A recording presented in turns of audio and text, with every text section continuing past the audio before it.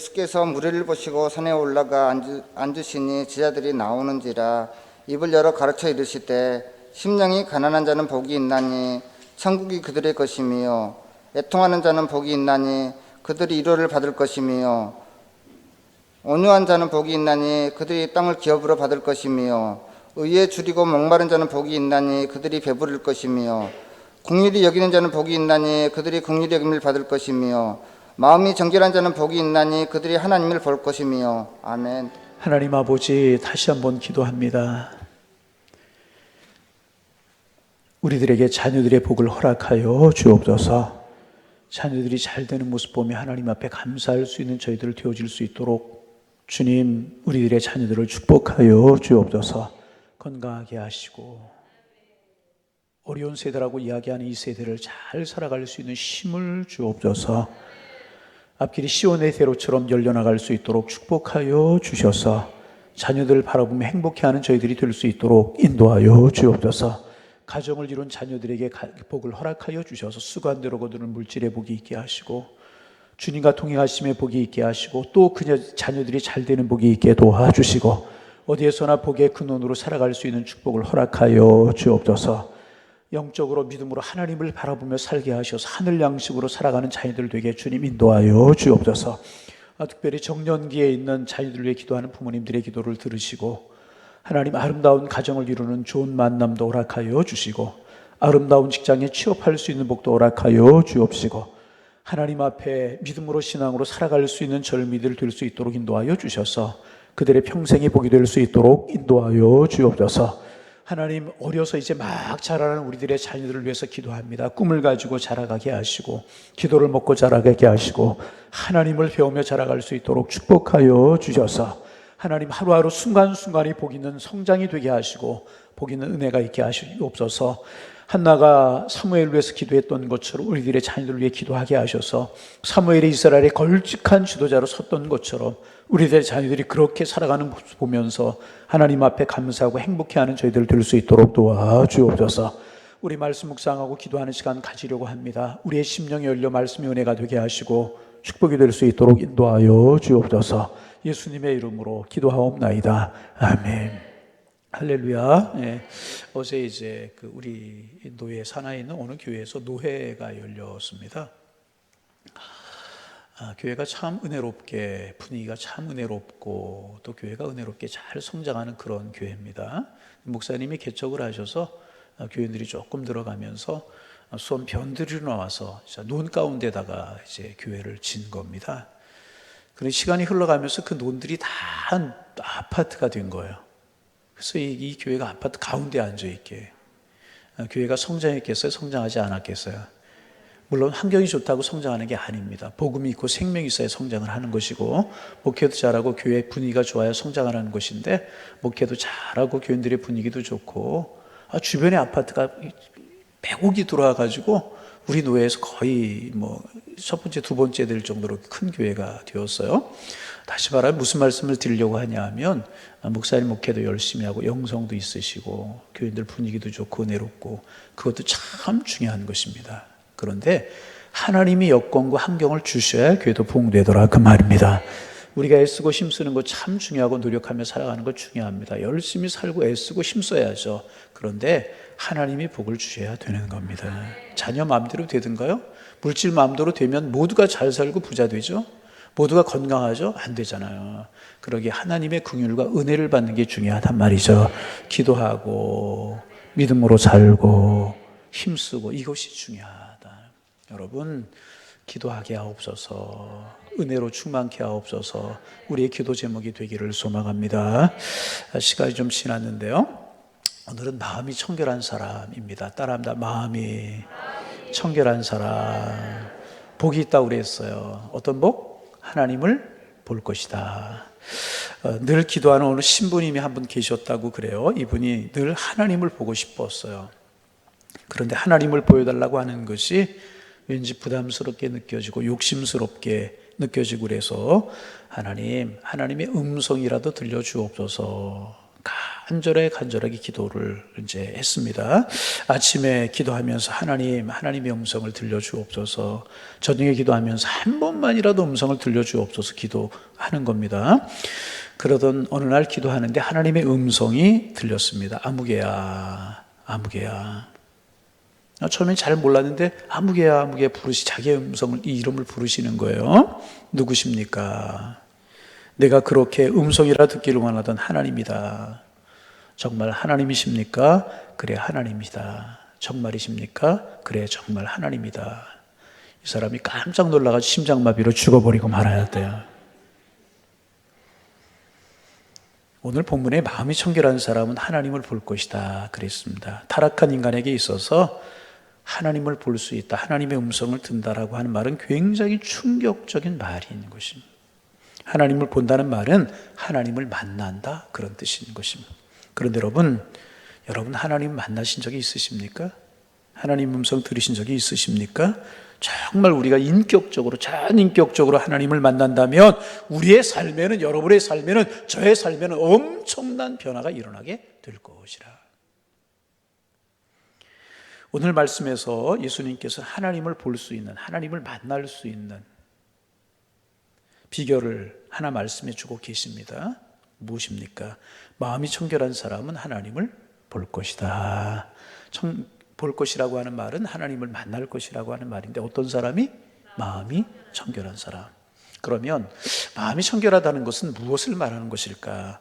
이 청결이라고 하는 말은 헬라어로 카타로스라고 하는 말인데, 여기에서 카타르시스라고 하는 말이 이제 왔습니다. 이 말은 무슨 말이냐 하면, 때가 묻은 옷과 헌 옷을 비교할 때 쓰는, 깨끗한 옷을 설명할 때 쓰는 말인 것입니다. 흠이 없고 이물질과 섞임이 없는 순수한 것을 가리키는 것이고요. 그리고 깨끗한 물, 순수한 포도주, 완전한 육체, 가라지와 티가 제거된 곡식, 순금, 순은, 순수한 혈통 등을 설명할 때 쓰는 말이 청결한 것이다.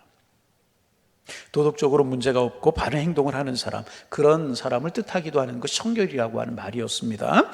현대 심리학에서나 상담학에서도 이 카타르시스라고 하는 말을 사용하기도 하는데, 마음과 정서에 쌓여있는 모든 중압감이나 상처 같은 것들을 깨끗이 제거하고 씻어버리는 것을 가리켜서 카타르시스다, 청결이다, 그렇게 이제 말했습니다.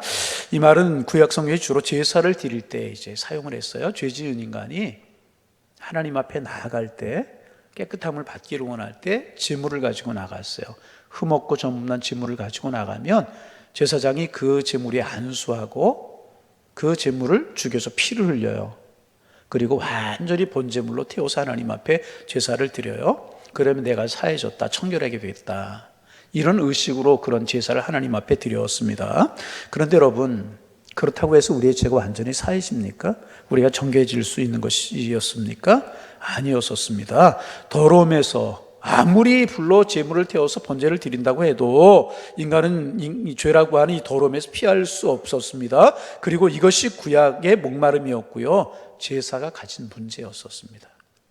또한 구약에 보면 청결함이란 한 사람의 인격과 삶에도 적용된 일이 있었어요. 아브라함에게 있어서는 청결함이라고 하는 것이 완전함을, 욥에게 있어서는 무죄함과 정직함을, 이사에게 있어서는 죄로부터 정결해진다라고 이야기할 때 청결함이라고 하는 단어를 사용하기도 이제 했습니다. 예수님께서도 이 청결함이라고 하는 단어를 사용하시지 않았습니까?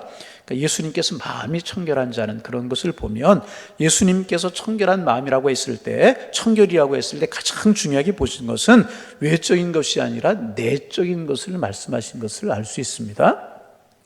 예수님께서 다분히 이 말씀을 하신 것은 그 당시에 종교적인 형식으로 완벽하다고 자부하고 있던 바리새인들을 의식하고 하신 말씀이었습니다.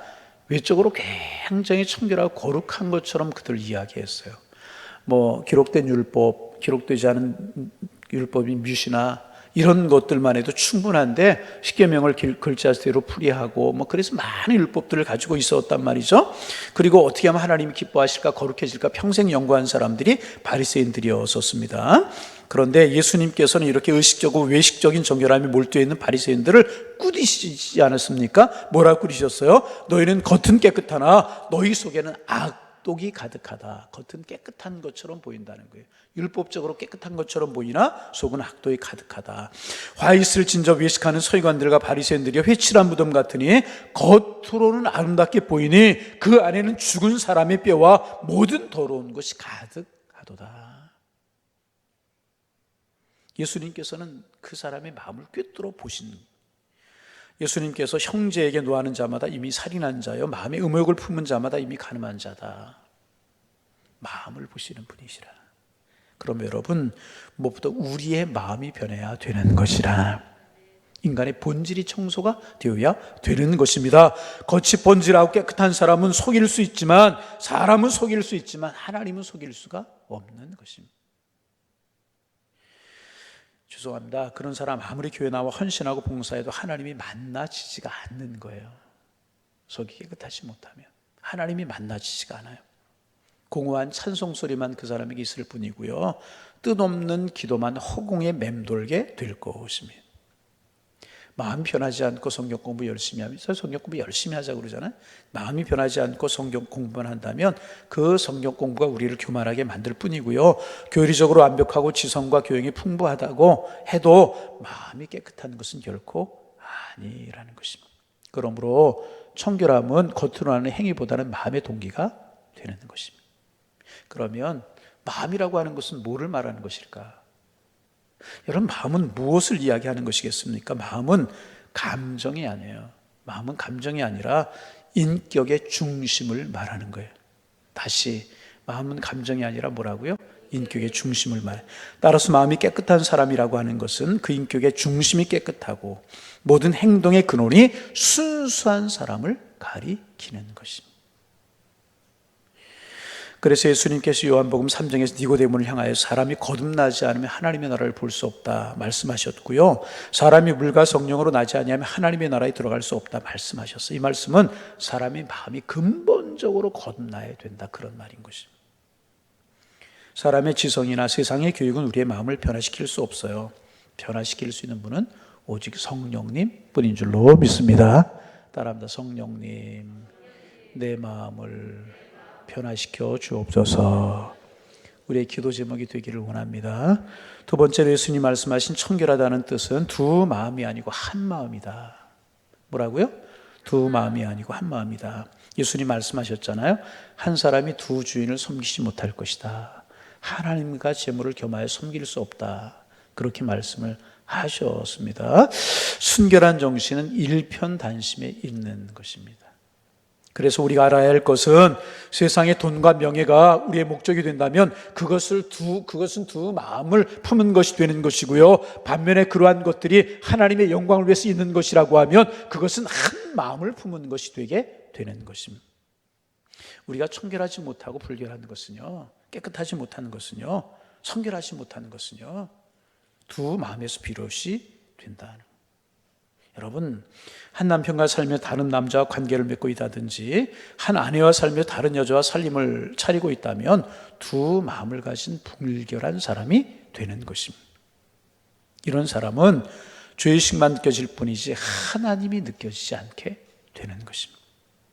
하나님을 찬양하면서 동시에 세상을 섬기고 하나님을 찬양하던 입술로 욕을 하고 성경 공부라도 다니던 발걸음이 술집을 향한다면 그것이 어떻게 깨끗하고 성결한 태도가 되겠습니까?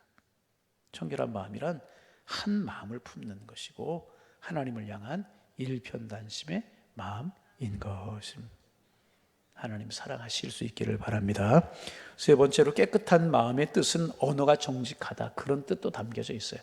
그 사람의 언어가 정직하다, 그것이 마음이 청결하다. 사람의 언어라고 하는 것은요, 그 마음이 겉으로 드러나는 거잖아요.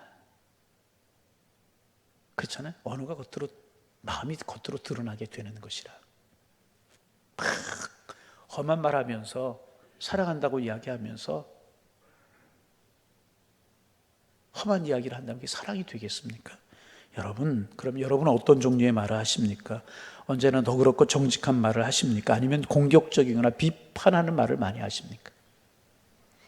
마음이 깨끗하다는 말은요, 언어를 정직하게 하다, 표현을 순수하게 하다, 정화되어서 흠이 없다는 뜻을 내포하고 있는 것입니다. 그리고 이것은 완전하고 흠이 없고 순결하신 예수 그리스도를 닮는 것을 말하는 것이라. 여러분, 예수님이 이 땅에 오셔 사역을 하셨잖아요. 죽은 자를 살리셨어요. 그때 말씀으로 살리셨잖아요. 안진뱅이를 일으키셨어요. 말씀으로 하셨어요. 병든 자를 치료하시는 말씀을 하셨고요. 죽어가는 영혼을 구원하시는 말씀을 우리 주님 하셨다는. 우리 예수님 마음이 깨끗하셨기 때문에 자기를 죽이려고 십자가에 못 박는 자들을 저주하지 아니하시고 축복하는 말씀을 하셨다는. 우리는요, 언어를 성결케 해야 되는 것이라. 내 마음이 언어로 나올 수 있기 때문에. 여러분, 오늘도 우리의 언어가 청결해지기를 원합니다. 하나님을 볼 것이라고 말씀하셨습니다. 결론적으로 하면 간단하게 어떻게 하면 마음이 깨끗해질 수 있을까? 첫째로 나의 마음이 청결하지 못함을 인정하고 겸손히 하나님 앞에 나아가야 되는 거예요. 참 겸손하지 못한 사람이 있어요. 조금 죄송합니다. 성경 보는 것 같고 기도하는 것 같고 그러면 참 겸손하지 못하. 그게 인간의 속성인 것 같아요. 저도 그럴 때가 있어요. 여러분, 교만과 자존심은 절대로 문제를 해결하지 못해요. 더러움에 대한 애통함이 없으면 깨끗함의 출발이 없게 되는 것입니다. 청결은 연약함과 부족함의 인식, 연약함과 부족하다는 사실을 깨닫는 것에서도 시작되게 되는 것입니다. 그러므로 겸손히 하나님 앞에 나가야 되는 것이라. 거기에서부터 청결이 시작이 되게 되는 것입니다. 여러분, 절대로 교만하지 마시기를, 판단하지 마시기를. 두 번째, 하나님의 말씀과 보혈의 능력을 인정해야 되는 것이라. 말씀은 우리를 깨끗하게 하고요, 새 능력을 줘요. 그래서 하나님의 말씀이 우리 안에 들어오면 우리의 마음에 더러운 죄들이 씻겨지게 되는 거예요. 예수 그리스도의 보혈이 우리의 영혼을 적실 때에 우리의 죄가 주홍같이 붉을지라도 눈과 같이 씌어지게 될 것이라고 말씀하셨습니다. 우리의 선행, 교양, 지성 이런 노력으로 우리의 마음이 절대로 깨끗해질 수 없습니다. 하나님의 말씀과 보혈의 능력으로만 깨끗해지게 되는 것이라. 세 번째로 성령을 쫓아 행해야 될 것. 갈라디아서 5장 16절 너희는 성령을 쫓아 행하라 그리하면 육체 욕심을 이루지 아니하리라. 할렐루야. 성령님은요, 우리를 근본적으로 새롭게 하며 거듭나게 하는 역사를 하십니다.